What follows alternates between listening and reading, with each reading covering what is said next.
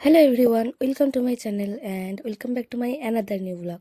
আমি সুদীপা আজকে হাজির হয়েছি তোমাদের সামনে 2024 সালের নবমীর রাতের ভিডিও নিয়ে। তো সেই দিনটা ছিল 11ই অক্টোবর 2024-এর। দেখতেই পাচ্ছ আমি রেডি হচ্ছি, একদম পুরো স্কুলে যাচ্ছি মনে হচ্ছে, স্কুল ড্রেস পরে এরকম একটি ব্যাপার। তো যাই হোক, সাদা শার্টটা আমার 2 বছর আগে থেকে কেনা আছে, আমি ট্রেন্ডসে কিনেছিলাম। সেই ট্রেন্ডস এখন আমাদের এখানে উঠেও গেছে। তো যাই হোক, এই জামাটা এতদিন ধরে ছিল যে কবে পরবো আর বুঝতেই পারছিলাম না, তাই ভাবলাম যে এটা এবার পরা যাক, না হলে আর হবে না। তো সাদা জামা, ব্ল্যাক প্যান্ট, সঙ্গে একটা শ্যু পরে নিয়েছি, আর হালকা পাতলা একটু লিপস্টিক, কানের কাজল, এইগুলোই আমি পরি। তো যাচ্ছি আমার বন্ধুর সঙ্গে। তো ওর আরও অনেক দাদা, ভাই, বোন, দিদি, বৌদি আরও অনেকেই আসছে, একটা পুরো গ্যাং, তার সাথে যাব। এই তো আমার বাড়ি থেকে একটুখানি এগিয়ে আমার বাড়ির রাস্তার মোড়ে ও দাঁড়িয়ে আছে, তো সেখানেই হেঁটে হেঁটে যাচ্ছি। এত দিন অবধি যেখানেই ও যেত আমিও সেখানেই যেতাম, একসাথেই আমরা ঘুরতাম, মানে যে কোনো জায়গায় ও আমাকে নিয়ে যেত। আমার বন্ধু সোমনাথের কথা বলছি। তোমরা অনেকেই অনেক ভিডিওতে দেখেছো যে আমি যেখানেই মানে গিয়েছি, যে পুজো হোক, মেলা হোক, বা হচ্ছে গিয়ে কারোর বিয়ে কোনো বান্ধবী, তো আমি ওর সাথেই গিয়েছি। আর এটা আমাদের পাশের গ্রামের মন্দির, ওখানে পুজো হয়। আমাদের গ্রামে তো কোনো পুজো হয় না, তো এখানে কী সুন্দরভাবে লাইটিং করা হয়েছে দেখো। প্রথমেই আমরা যাচ্ছি কোটাসুর, আমাদের কাছে যে বাজার সেখানেই। তো সেখানেই সবাই আছে, ওখানে গিয়ে সবাই এক হব। তো সেখানেই যাচ্ছি। রাস্তায় মারাত্মক ভিড়। আসলে নবমী রাত বললাম, তবে অষ্টমী নবমী একই দিনে ছিল সেই দিনটাতে। তো যে যেটা ভাববে আর কি। এর আগে আমি সেই অর্থে কখনো সাঁইথিয়া রাতের বেলায় ঠাকুর দেখতে যাইনি, এইবারই প্রথম গেছি। দেখলে পঞ্চমীর দিন তো দাদা বৌদিদের সাথে গিয়েছিলাম, আর এই যে অষ্টমী বা নবমীর দিন এই যে এদের সাথে। দুর্গাপুজো উপলক্ষে এখানে একটা রেস্টুরেন্ট, মানে জাস্ট অস্থায়ী রেস্টুরেন্ট করা হয়েছে দেখলে।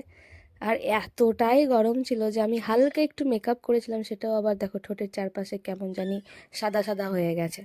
এবার তোমাদেরকে বলি আমি কেন বললাম যে এতদিন ওর সাথে যেতাম। অ্যাকচুয়ালি কয়েকদিন আগে ও বিয়ে করে নিয়েছে, আমাদের কাউকে জানায়নি। এনিওয়েজ, তো এখন তো আর বলতে পারবো না ভাই তুই যেখানে যাবি আমাকে নিয়ে চ, মানে, বা ও নিয়ে যাবে না, নিয়ে চ এরকম বলতাম না, আমাদের দুজনের মধ্যে এরকম একটি সমঝোতা হয়ে যেত।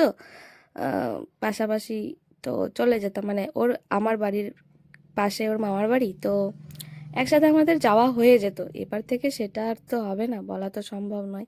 তার থেকেও বড় কথা, ও বিয়ে করার পর তো গায়ে কথাই বলে না সেই অর্থে, মানে বলেই নি, জানায়ও নি পর্যন্ত একবার। অথচ বিয়ে করার আগের দিন অবধি আমি ওর সাথে ঘুরতে গিয়েছিলাম, সরস্বতী পুজোর বিসর্জন দেখতে গিয়েছিলাম। ইটস প্যাথেটিক, মানে হঠাৎ করে বন্ধু হারিয়ে যাওয়া আমার ব্রেকআপের থেকেও বেশি কষ্ট লাগে। এনিওয়েজ, রাস্তায় কেমন ভিড় দেখো, এগোতেই পারছি না। আর এখানেই ঘটে গেছে একটা টুইস্ট।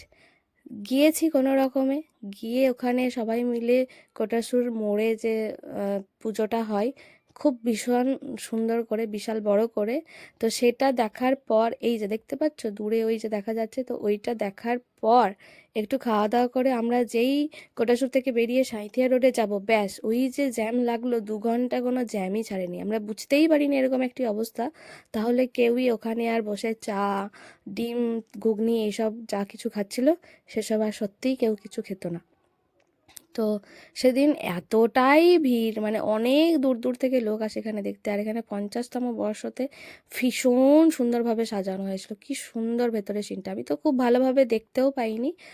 আবার পরের দিন মানে দশমীর দিন বাবা মায়ের সাথে এসেছিলাম। বাবা মায়ের সাথে তো আমি আসি, অন্যবার প্রথম দিকে আসি, কিন্তু এবার সেটি হয়নি, এবার শেষ দিনে এসেছিলাম। কি ভীষণ সুন্দর, কিন্তু এখানে এক মুহূর্ত দাঁড়িয়ে থাকার বা এগিয়ে যাওয়ার আমি কোনো অবকাশ পাইনি। ভিড়টা জাস্ট দেখো, মায়ের মুখ দর্শন করা আমার পক্ষে সেদিন সত্যিই সম্ভব হয়নি, ওই দূর থেকেই যা দেখেছিলাম।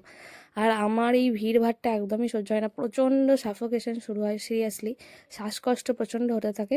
তো ওই দূর থেকে দেখেই আমরা একটু খেতে গিয়েছিলাম। ওই খেতে যাওয়াটাই আমাদের কি ভীষণ বড় ভুল হয়ে গিয়েছিল। তারপরে জাস্ট অবস্থাটা দেখো, এই যে জ্যাম, টানা কন্টিনিউয়াসলি সবাই ওই 2 ঘন্টা ধরে দাঁড়িয়েছিলাম।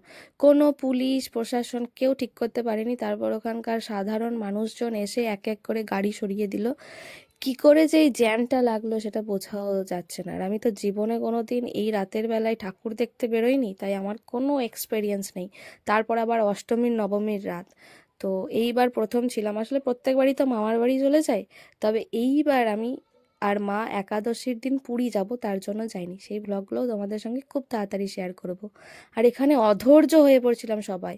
আর একটা কি জিনিস জানো, এই জ্যাম ছাড়ার পর আমরা যে যার মতো বেরোনোর পর সবাই না হারিয়ে গিয়েছিলাম। ওই যে পুরো আমাদের একটা 20 জনের গ্যাং ছিল প্রায়, তো সেই গ্যাংটা সবাই আমরা হারিয়ে গিয়েছিলাম। কে কোথায়, এই যে সামনে এই যে যাদেরকে দেখতে পাচ্ছ এরা সবাই ওই একই গ্যাং, মানে সবাই সোমনাথের বাড়ির ওখানকার চেনা পরিচিত মানুষজন। তো তাদের সাথে গিয়েছিলাম, তারপরে হারিয়ে গিয়েছিলাম পুরো লিটারেলি। আর কি বলবো, খুঁজেই পাইনি, সবাই নিজের নিজের মতো একা একা যাচ্ছিলাম।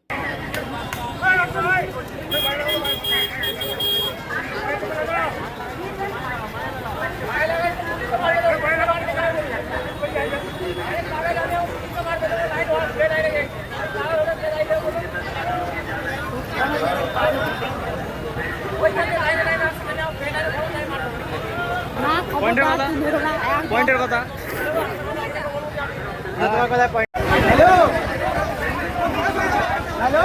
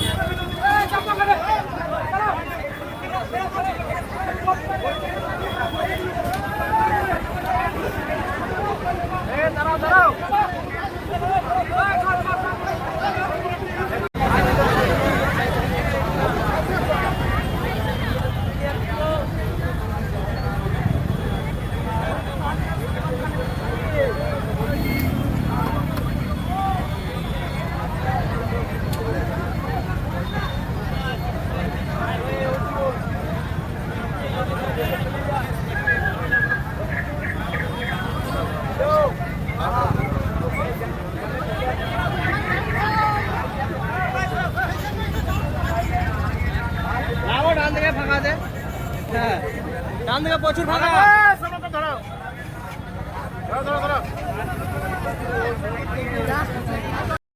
ওই 2 ঘন্টা জ্যামে আটকে থাকার পর আমাদের সবার এনার্জি শেষ, মানে এত বিরক্তিকর অবস্থা। সেখানে আমাদের এত ভালোভাবে ঘোরা হতো, কিচ্ছু হয়নি। প্রায় রাত তখন 10টা বাজে, আমরা তখন সাঁইথিয়া ঢুকছি, মানে কি অবস্থা। আর আমাকে বাড়ি থেকে বলছে যে তাড়াতাড়ি বাড়িতে ঢুকবি, এত রাত অবধি থাকবি না। অবশ্য সোমনাথের সাথে থাকলে বাড়ির কেউ ডাউট করে না, কিন্তু যাই হোক অনেকটা রাত হয়ে যাচ্ছে তো। তো আমরা ওই 2-3টে ঠাকুর দেখেছিলাম সাঁইথিয়াতে, দেখা সম্ভব হয়নি, আমার জন্য হয়নি, আরও অনেকের সমস্যা ছিল স্বাভাবিক অর্থেই, কারণ রাত 10টা বাজছে তখন আমরা সাঁইথিয়াতে ঢুকছি, আর বেরিয়েছি তখন রাত 11টা। আমার তো কিছু খাওয়াও হয়নি, আমার জন্য বেচারা সোমনাথেরও খাওয়া হয়নি। বাকিরা তাও রেস্টুরেন্ট গেছিলো, অনেকজন বাড়ি চলে গিয়েছিলো, কিছু জন গিয়েছিল, কিন্তু আমার জন্য আর হয়নি, কারণ আমাকে মা বাড়ি থেকে বারবার বলছিল বাড়িতে ঢুকবি, বাড়ির সবাই বকবে। স্বাভাবিক অর্থে এত রাত পর্যন্ত বাড়িতে তো, মানে বাড়ির বাইরে তো থাকি না। এই যে প্রথমে ঢোকার মুখে দাঁড়িয়েই এই ঠাকুরটা দেখলাম, তারপর এই যে পেরোতে পেরোতে 2-4টে প্যান্ডেল দেখলাম। তো পঞ্চমীর দিন এসছিলাম, তবে সেদিন তো দেখতেই পেয়েছো তোমরা যে সব জায়গায় ভালো করে সাজানো হয়নি, সব কিছু ঠিকঠাকভাবে দেখাও হয়নি। তো ভেবেছিলাম বেশ ভালোই হচ্ছে, যাচ্ছি যখন সমস্ত কিছু দেখতে পাবো, কিন্তু না, সেসব আর হলো আর কই। আসলে ওই যে বলে না, তোমার জন্য যেটা ঠিক করা আছে, যতটুকু আছে ততটুকুই হবে। তবে কি সুন্দর লাইটিং হয়েছে দেখো, দারুণ। আমি সাঁইথিয়াতে ঠাকুর তো দেখতে যাই, বাট দিনের বেলায়, তবে থেকে কলেজে উঠেছি, বন্ধু নয় বান্ধবীরা একসাথে যাই। তবে রাতের বেলায় এটা অনেক বছর পর হয়তো গেলাম। কি ভীষণ সুন্দর, চারিদিকটা এতটাই ভিড়। এবার যাচ্ছি এটা মনসাপল্লীতে, এটা খুব সুন্দর করে সাজানো হয়। আর এখানে মা দুর্গার প্রতিমাটা খুব সুন্দর করা হয়েছিল, এখানে জলে কিছু রাইডস থাকে, ভীষণ সুন্দর করে সাজানো হয়। আবার ভূতের কিছু এরকম থাকে, হা হা করে হাসছে, বেশ ভালো। বেশি ঠাকুর দেখার সুযোগ হয়নি, আর এত রাতেও, মানে এত রাত তো নয়, 10টার পরেও কি ভীষণ ভিড়।